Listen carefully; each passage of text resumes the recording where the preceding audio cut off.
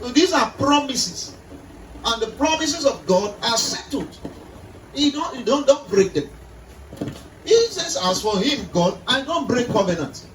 You are to keep my principles, keep my status, obey me. I don't break covenant. I will play my part. So there you are suffering today. Things are not well with you today. You have not gotten what you want today. It does not mean you will not get it. Because the God that you are serving is faithful. Is reliable.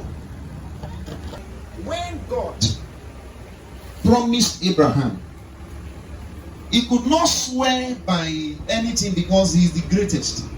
Like human beings will say, I swear to God, truth to God, and before God, God bear me witness. Human beings used to say those things to show you that they are serious with what they are saying. God did not have anyone greater than him to use, so he swore by himself that in blessing I will bless you, in multiplying I'm going to multiply you, in protection I will protect you. And he now said, after Abraham had waited patiently, he received the promise. He didn't rush. He didn't go out of order. He didn't say, it has reached 5 years now, I'm not yet great, I need to find another solution. No. He said after he had waited patiently, he received the promise. So one of the things you need as a man or a woman that has decided to serve God is to develop the ability to be patient. Not to rush out of order. Not to rush into error. To be patient. To wait patiently for God. Because he's a promise keeper. He will not promise and fail. Amen. That God had to confirm it by an oath by himself, using himself as an oath because God was greater than him. That it is impossible for God to lie. So when God says, I have a purpose for you, 10 years later, that thing still stands. 20 years later, that thing still stands. If God says, I have a purpose for you, He means it. If God said, there's something I want to use you to do, I want to pass through you to fulfill something.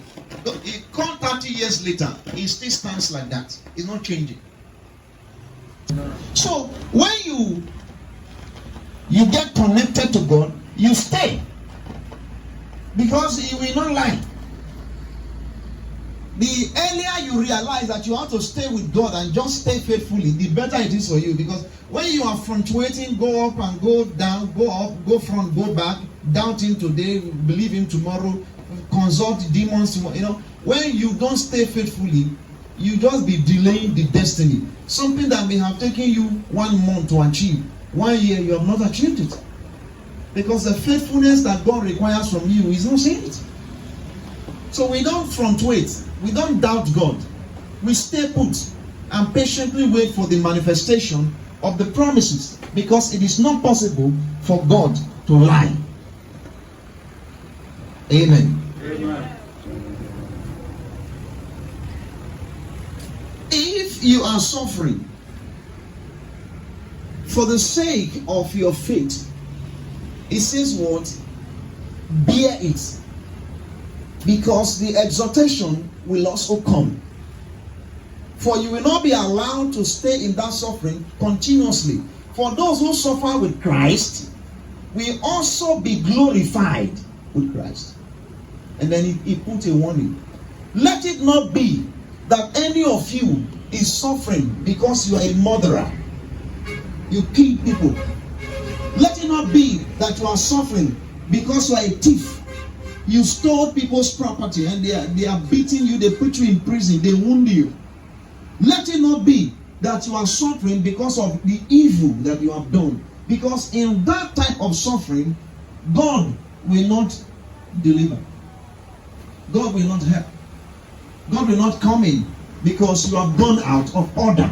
So he said, make sure that if it is for Christ's sake, if it is because of your righteousness, it's because you have refused to go the way the world wants. That's the reason why they persecute you. That's the reason why they despise you. That's the reason why you are being restricted. He said, blessed are you. Because the same glory of Christ is what you are going to witness.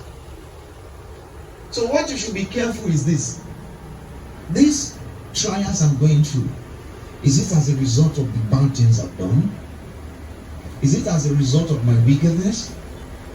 Is it as a result of the evil I committed?